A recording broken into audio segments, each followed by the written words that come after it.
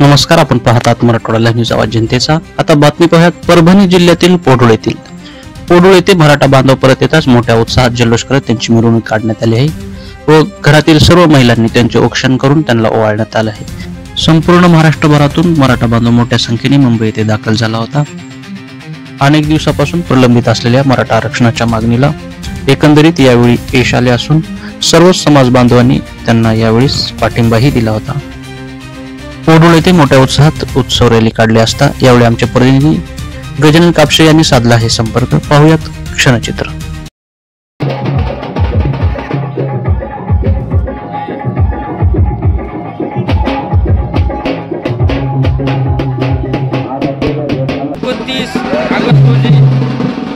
दादा धनागे पाटील यांच्या नेतृत्वाखाली जे आंदोलन झालं त्या आंदोलनाला मराठवाडा समाजाचा यश आलं असून जे पोडुळीचे ग्रामस्थ या आंदोलनस्थळी मुंबईत गेले होते त्यांची भव्य दिव्य अशी मिरवणूक काढण्यात आली असून त्या सर्व जाती धर्माचे लोक एकत्र आले असून गावातील एक एकोपाचे दर्शन इथे पाहायला मिळालं।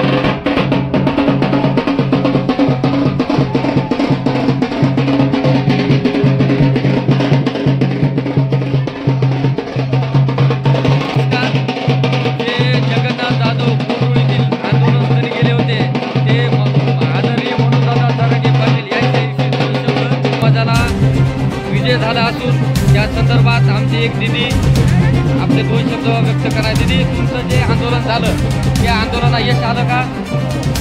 तुम्हाला निश्चितच तुमची जी प्रमुख जी मागणी होती की तुम्हाला ओबीसी मध्ये आरक्षण मिळावं, ते आरक्षण मिळालं ना?